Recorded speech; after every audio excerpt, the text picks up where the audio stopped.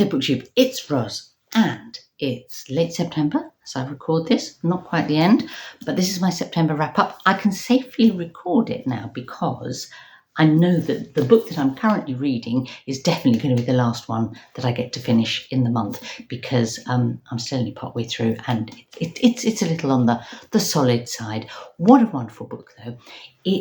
And thank you to the framed hosts, Heather and Hannah and Elizabeth, for being the reason that I got to get around to this really fascinating book, Romantic Moderns by Alexandra Harris.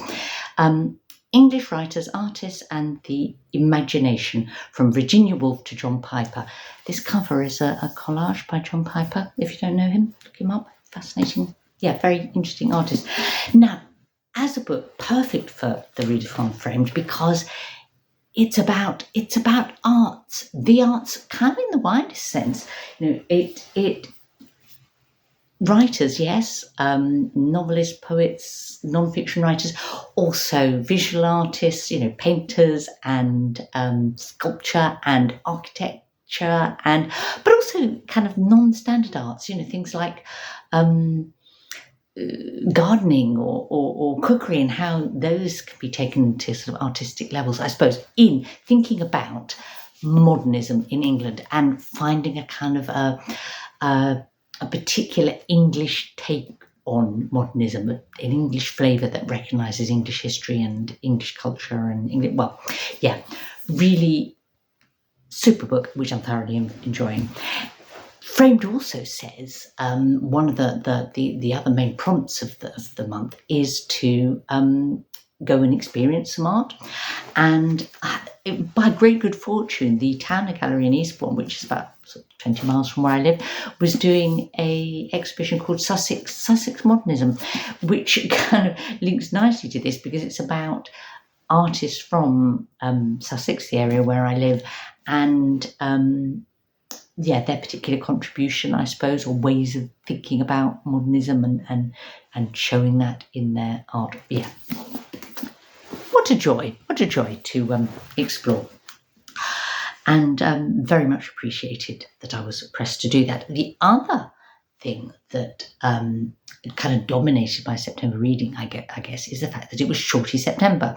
And that is largely responsible for the fact that I finished 14 books in September, but 10 of those were shorties. But I'm going to start with the 4 that are not shorties.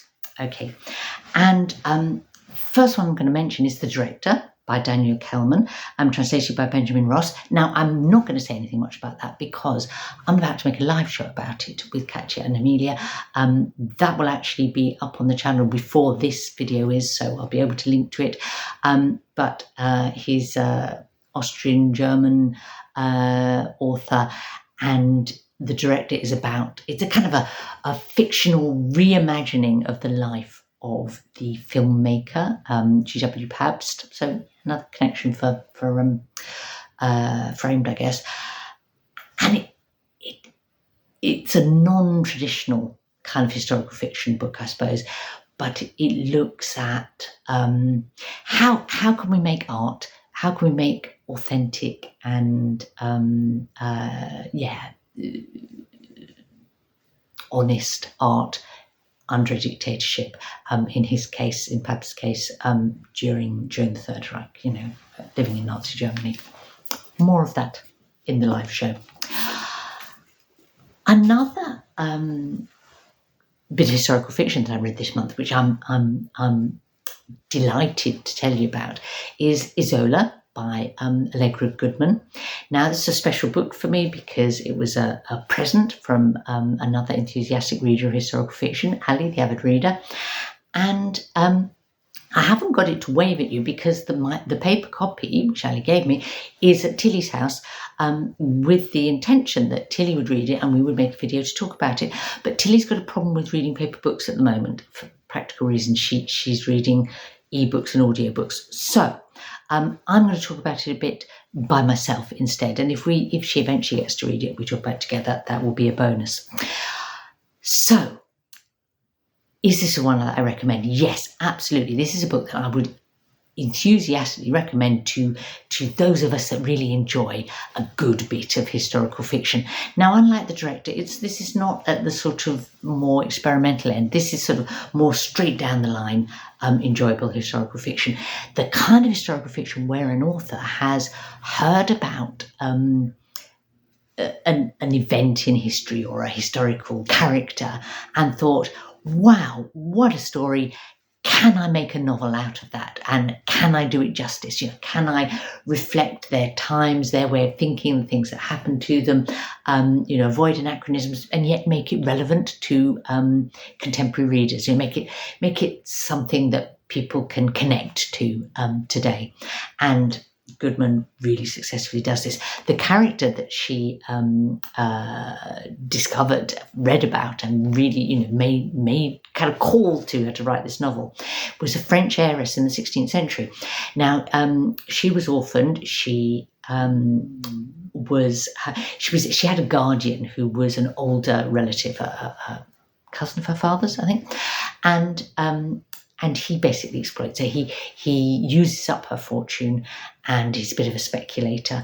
And the long and the short of it is that she winds up stranded on a bleak, uninhabited island off the coast of North America. And to tell you anything more would be a spoiler. But it's a winning book in that, lots of plot, good central character, fun to read, page turner, and with some sort of contemporary resonances, I suppose, about women and women then, women now, and how. Well, I'll stop there. But thank you for it, Ali, and I really enjoyed it.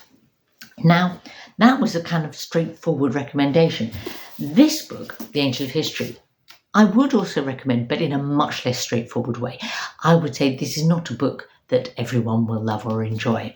It's by Rabih Alameddine, and he wrote An Unnecessary Woman, which is one of my absolute favourite books of recent years. He wrote this book because he says he wanted to kind of honour a period in the 1980s when the AIDS epidemic was at its height, and there was, a terrible death toll amongst gay men. And he's thinking about, American gay men, because that was where he came to live in the United States. He's right from Lebanon, but came to live in the US. And, it's like his community in a sense that he's writing about. But he writes about it. It's not a strictly autobiographical novel. His main character is wonderful. Actually, he's a poet. He's was born in the Yemen. He grows up in a Cairo brothel. Then he goes sent to live in Lebanon and sent off to a boarding school with French nuns. The present day in this book, he's in a mental health clinic seeking help because he's so distressed, mentally distressed, and it's his whole life there's catching up with him, but most particularly the period in the 1980s when he survived the epidemic, but that meant that he had to nurse and see through to their deaths his partner and all his closest group of friends, lovers, and it's moving, but it's unusually constructed. It has some very graphic kind of sadomasochistic sex scenes in it, which, not everyone will want to read, but kind of matter to the book, and I can see why they're there. But also, it's a very unconventional structure, and some books are like his journals, some parts of his journals, some parts are stories that the author, the character is supposedly written, but also we hear from Satan and Death and a crew of rather peculiar saints who recount bits of Jacob's life. Yeah, a chewy one, shall we say. Now, I read another book of non-fiction, sort of straightforward non-fiction this month. Not really an arty one. It's Embers of the Hands. There's bits of art in it, I suppose, but that's not the theme. And it's, as it says, it's Hidden Histories of the Viking Age. And it was nominated for, or long-listed for the Women's Prize for Non-Fiction this year. It's a book of detail. It's a book of objects and archaeology of the Viking Age, and sort of trying to use those details to give us a richer picture of people's lives in that time. And if you are irritated by the current sort of fashion for popular non-fiction where the author is very much inserted into the book and there's, you know, it's as much as sort of a personal memoir as about the thing that it's about, you will like this book, because this is not, you do get a sense of the author in that you feel her enthusiasm for her subject, but it's, you know, it's straightforward, well referenced, and just, you know, just plain interesting, I suppose. There we go. Now, let's move on to those 10 shorties that I read in September. And, thank you, Heather, and her fellow hosts, Karen and Crystal. But thank you in particular to Heather for making sure the Shorty September happened this year, and for your gorgeous kind of checklist for all your writing the shorty books on. I think I did 10 out of the 12, or is it 13 prompts? There was a bonus one, so maybe it was 13. So, you know, I scored quite well. But what was lovely was it got me to pick up books that either ones that have been languishing on my shelves for ages, or ones that I might not otherwise have grabbed. One that I was definitely going to read in September, whatever happened, shorty September or not, was Starlight and Moonshine, because it's by Jo O'Malley, also known on Booktube as Two Title Trek, and what a super little novel. Short but moving, thoughtful, brilliantly constructed, about a family in 1980s Detroit, and the mother of the family dies in a car crash, and this is kind of like the year after that, her death, but kind of going back to the point of her death. I won't say more about it other than to say do read it, because Tilly and I are making a discussion video about this, which will be up soon. So I'll point you to that, and also to a conversation that Sean had with Jo on Sean's channel, Sean Breathes Books, which also tells you more about the book and the writing of it. Do I have any other kind of hot recommendations amongst my 10 shorties? Yes. One was this. I Gave You Eyes and You Look Towards Darkness, kind of hot and shiny new book, like Starlight and Moonshine. It's by Irene Solà. I mean, to be fair, she wrote it a few years ago, not many actually, but this is a new 2025 translation, and from the Catalan. I made a standalone video about it because I enjoyed it so much. It's kind of a bit subversive, a bit odd, a ghost story, a multi-generational epic in a short space. Yeah, great fun, dark, entertaining. Do read it. Watch the video if that's kind of captured your interest at all. Another really strong recommendation, and I read this on ebook, so I can't show it to you, of a work in translation that I read in Shorty September, is Madonna in a Fur Coat by Sabahattin Ali, translated by Maureen and Alexandra Dawe. Now, this is a backlist book. It was originally published in Turkey in 1943, but it's a backlist book that has found its way kind of back into the bestseller lists in its country of where it was originally published, Turkey, and in sort of since around 2015, 16, 17, that sort of it became a bestseller. And why is an interesting question. I mean, I don't exactly know, but the suggestion is it's because as a book, it's about a Turkish man in the 1920s in Berlin, and sort of having a kind of unconventional relationship. And then about sort of living in the Turkish capital in the late 1930s or early 40s.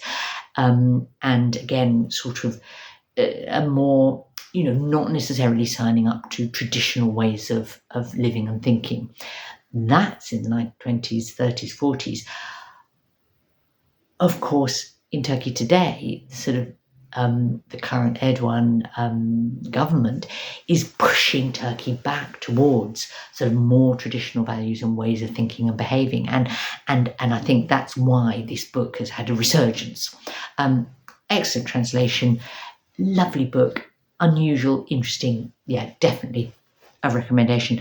Now, another backlist book, a more recent backlist book, one from the 1990s, that's having a bit of a hot moment, certainly in its English translation, is by a Belgian author, Jacqueline Harpman. It's I Who Have Never Known Men. There's two versions of the title, but that's the one that's mainly being used now for its translated version. It was translated by Schwartz not long after it was first published, and, had kind of stayed quite quiet, I suppose. But BookTokers have recently taken it up, and I can see why. I really enjoyed it. It's dystopian speculative fiction, which isn't sort of always my thing, but with a strong sort of feminist element, I guess. It's set, we don't know when, in a sort of post-apocalyptic future, we think. 40 women are being held below ground.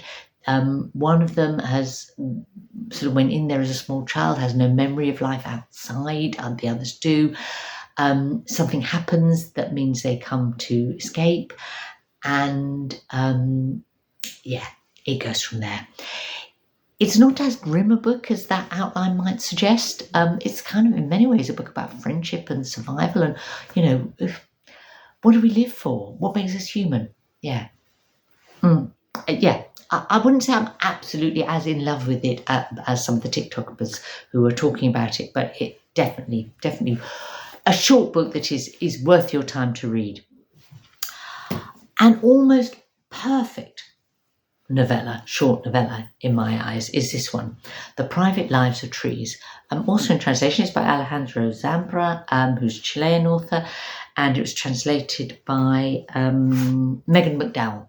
And it was published in Chile in 2007, but the translation is recent, 2023. And Megan McDowell's one of my favourite translators from Spanish to English, really good translator.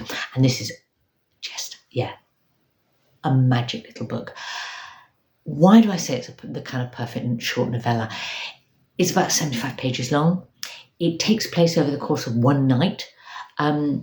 Julian, our main character, is putting his stepdaughter to bed and trying to settle her down by telling her stories about the private lives of trees, which is kind of like a little personal tradition of theirs. He's putting her to bed and waiting for his wife Veronica to come home, and she doesn't come. And he stays awake through that night, sort of waiting and worrying and thinking about their life together, thinking about the book that he's been trying to write, thinking about stories and meanings. Any book from Chile that has someone sort of apparently disappear in an unexplained way has to have certain additional sort of overtones or undertones, but that's not really the point of this book. It's a book about a relationship, I guess.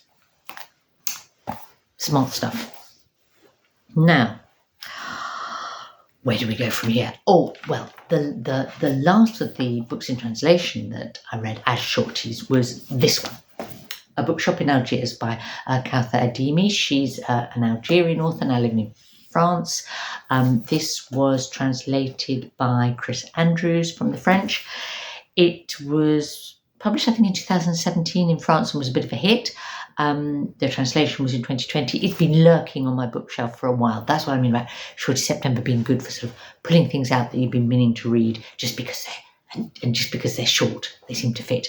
And It's based on a really fascinating true story, one which I didn't know, I felt I should have done, which is about Edmond Charlot, who opened a bookshop and started a publishing house in Algiers in 1935, and was the first person to publish Albert Camus, and was really influential in sort of French and Algerian publishing in the sort of mid 20th century.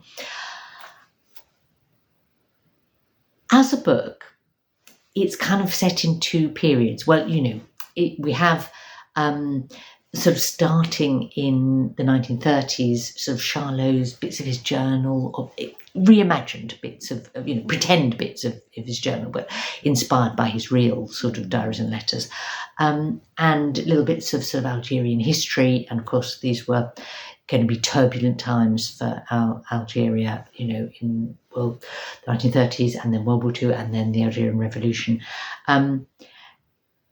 There's a framing story that's kind of in the present day in Algiers. The framing story didn't work brilliantly for me, but the rest of the book did. So a sort of a qualified recommendation. But yeah, not a bad book, a good book, but let's say slightly disjointed, maybe. Unqualified recommendation for this one. Backlist again.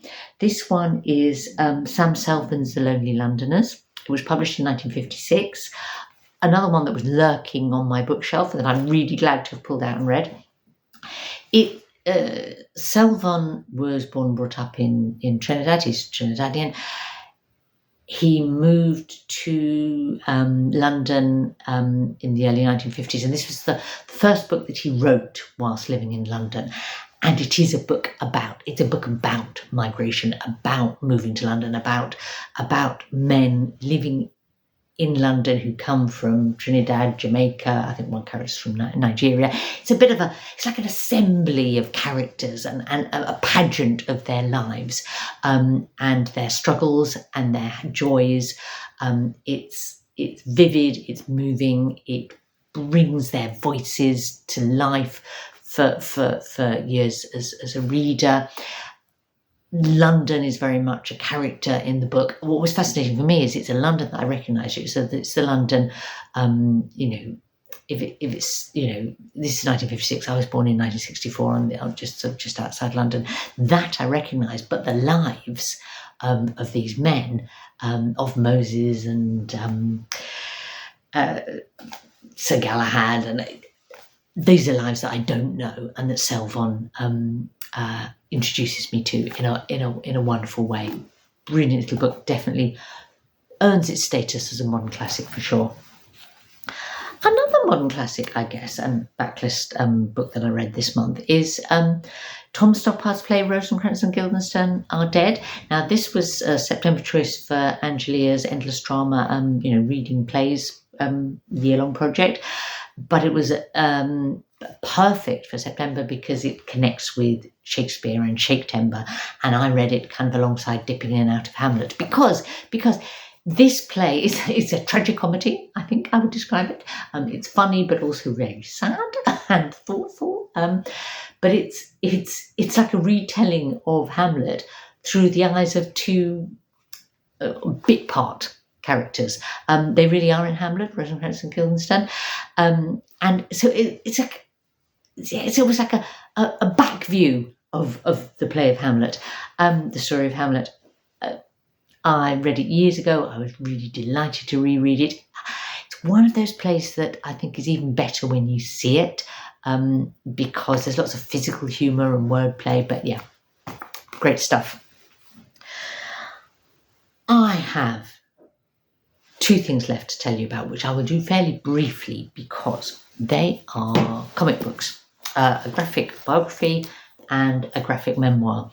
And I think I sometimes struggle a bit to do justice to graphic works when I'm talking about them in videos, but I will try. These were both things that I picked out because, again, of Framed. Thank you, Heather, Hannah and Elizabeth. Gauguin, The Other World, is by Fabrizio Dori, translated from the French by Edward Gauvin. And it's part of a series of graphic biographies by the publishers Self-Made Hero, and they're called Art Masters. And basically what they've done is they get the best current graphic artists in the comic book world and get them to write and draw biographies of artists of the past. Okay, so they've done one on Picasso, one on Van Gogh, all sorts. This one absolutely captures the art of Gauguin in how it's drawn and illustrated and depicted. And he does a wonderful job of explaining his sort of influence on the art world subsequently, why he matters, I guess, as a painter. It also represents how self-centered and obsessive and cruel and possibly exploitative he was as a man. It perhaps doesn't fully explore the issues around his sort of relationships with young women in French Polynesia. But maybe I was asking too much, asking it to do that as well. It's a thing of beauty and an interesting book. Even more interesting, I think, was this one, because this is a graphic memoir, and it's The Book of Sarah by Sarah Lightman. She's a Jewish artist from North London. She tends to write to do her art is sort of often based on her life, and she is, I guess, in this book what she's trying to do is show how art and drawing herself and her family and her surroundings has helped her find herself. Oh, that's a terrible phrase, isn't it? But as someone as a Jewish feminist artist, it's a really inspiring graphic memoir. I suppose that's all I can say. So that was my month in books. Packed in loads, really enjoyed myself, really enjoyed throwing myself into certain events this month, particularly, say, Framed and Shorty September.